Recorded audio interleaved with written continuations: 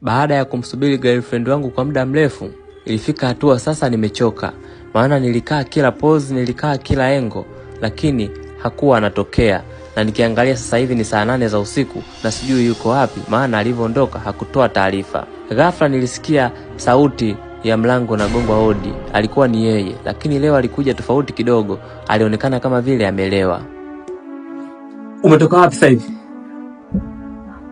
Kwa tunapati huko na marafiki zangu. Ndio nimerequest taxi hapo. Nimenifikisha pale bondeni kazi.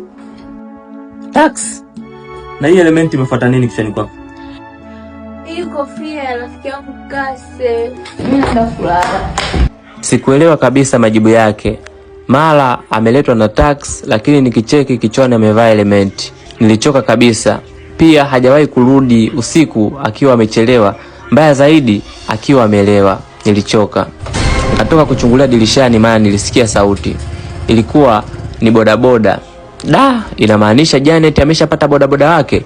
Nilizidi kuchoka na kuchanganyikiwa. Mpenzi mtazamaji, naomba nishauri, nini kimempata leo Janet?